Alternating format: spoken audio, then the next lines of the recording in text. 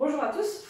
Aujourd'hui dans ce tuto, je vais vous présenter Kumbhakasana, la posture de la planche, également la transition descente genou, menton, poitrine et Chaturanga Dandasana. Ces postures ont pour objectif le renforcement global du corps. Elles sont très pratiquées en Vinyasa, c'est pourquoi c'est important de bien les effectuer pour ne pas se blesser. Vous aurez besoin de votre tapis de yoga et vous pouvez vous mettre de profil par rapport à un miroir, toujours pour observer votre position et mieux vous placer. On va démarrer dans Tadasana, la posture de la montagne, la posture de base, et nous allons commencer notre salutation au soleil pour arriver dans Kumbhaka.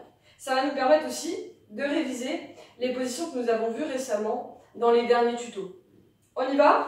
Placez-vous plutôt à l'avant de votre tapis, dans la position de Tadasana, dans la posture Tadasana. Joignez les pieds ensemble, les talons peuvent être légèrement espacés. Retrouvez votre alignement, bassin neutre, hanche en rotation interne, pieds qui pressent vers l'extérieur, épaules basses et en arrière, sommet du crâne qui tire vers le haut. Réadaptez votre respiration Ujjayi avec l'engagement de vos bandhas. Puis inspirez, montez les bras, Urdhva Hasta Tadasana. Expirez, Uttanasana, plongez vers l'avant, fléchissez vos genoux, posez les mains au sol, relâchez la nuque. Inspirez, Ardha Uttanasana, dos droit, opposition coccyx sommet du crâne. Expirez, Uttanasana. Placez bien le poids du corps sur vos orteils.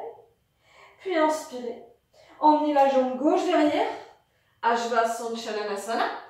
Puis expirez, emmenez la jambe droite. Et ça y est, nous sommes dans Kumbhakasana, la posture de la planche. Repoussez bien le sol avec vos mains et retrouvez vos alignements.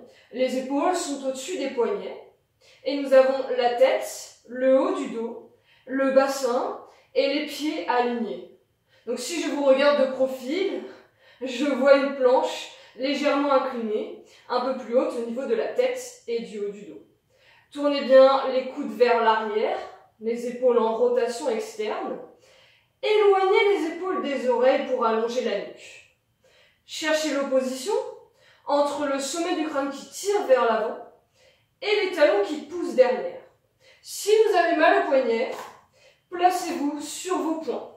Ici, vous êtes bien droit, vous avez le même alignement et ça vous permet de ne pas avoir mal au poignet. Adoptez bien votre respiration Ujjayi avec l'engagement de votre centre et cherchez à tirer le sacrum vers les talons pour allonger le bas du dos. Ressentez l'engagement du corps, notamment les bras, les épaules, le haut du dos et surtout la sangle abdominale. Puis posez les genoux et venez dans Balasana. Posez le front au sol, les bras le long des genoux, des cuisses, le dos des mains au sol. En fait, l'objectif n'est pas de rester un maximum de temps dans la posture, mais de pouvoir bien saisir, ressentir les consignes sans se faire mal au poignet. On va se redresser doucement. On va revenir dans Kumbhaka.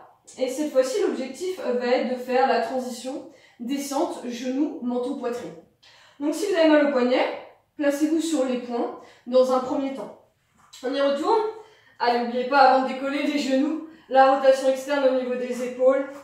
Les mains bien sous les épaules. On tend une jambe, la deuxième, Kumbhakasana. Respirez ici, retrouvez l'engagement de vos bandhas et puis également la respiration Ujjayi. En expirant, posez les genoux, descendez la poitrine vers le sol en fléchissant les coudes tirent vers l'arrière, le regard se redresse comme le dos, puis on se glisse vers l'avant, le bassin est en haut, et on se redresse en inspirant. Nous sommes du coup en Bhujangasana. Expirez, redressez et relâchez de nouveau. On va bien sûr le refaire pour bien saisir cette transition. Vos coudes doivent rester près des côtes. On se tracte vers l'avant. Coudes qui tirent vers l'arrière, sternum qui tire vers l'avant. Allez, replacez-vous dans Kumbhaka. Bien solide, toujours cette respiration Ujjayi et les bandhas. Inspirez ici. Expirez, descente, genoux, menton, poitrine. Vous posez les genoux. Vous descendez le sternum vers le sol. Le dos s'engage, les bras également. On se tracte vers l'avant et en inspirant, on se redresse. Et redresser à 4 pattes. On ne va pas rester trop longtemps dans le Bhujangasana Cobra, on le verra avec Urdhva Mukha prochainement. Dernière transition, Chaturanga Dandasana, la planche descendant d'un seul tenant. On va se replacer dans Kumbhaka. Si vous avez mal au poignet, prenez le temps. Et vous pouvez, n'oubliez pas, vous mettre sur les poings. Et c'est vrai que je ne l'ai pas précisé au début, mais on peut aussi le faire en ayant les mains sur les briques. Replacez-vous dans Kumbhakasana avec les consignes énoncées précédemment. Tendez bien vos jambes. Reprenez le temps d'avoir votre respiration Ujjayi. Inspirez ici. En expirant, tractez-vous légèrement vers l'avant en fléchissant les coudes. Ne descendez pas jusqu'en bas, on est à peu près à 20 cm du sol, on repose le dos du pied. On inspire, on revient dans Urdhva Mukha. Puis revenez, reposez les genoux, relâchez. Encore une fois, on va le refaire. Il faut légèrement placer le poids du corps vers l'avant. Donc en fait, vous allez avancer les talons au-dessus des pointes de pied pour vous tracter. Quand vous descendez, les épaules restent alignées au bout des doigts. Et on ne se fait surtout pas mal aux épaules en descendant jusqu'en bas. Voilà, ne vous attardez pas aussi sur Urdhva Mukha que nous verrons donc prochainement. Allez, dernière fois, venez dans Kumbhakasana. Toujours avec l'engagement du centre, hein, je le répète, mais c'est important, de façon à ne pas cambrer le bas du dos en descendant. C'est d'ailleurs pourquoi ça s'appelle la planche descendante d'un seul tenant. Hein. Inspirez ici. Expirez Chaturanga Dandasana. Placez le poids du corps vers l'avant. Descendez d'un seul tenant et remontez en inspirant dans Urdhva Mukha. Puis expirez, venez dans chien tête en bas. Relâchez un instant le dos. Posez vos genoux. Balasana, position de l'enfant. Relâchez. Et revenez doucement. Bien. J'espère que ce tuto vous aura aidé à bien vous placer dans Kumbhaka, à bien ressentir l'alignement juste pour ne pas vous blesser. Et pareil dans Chaturanga.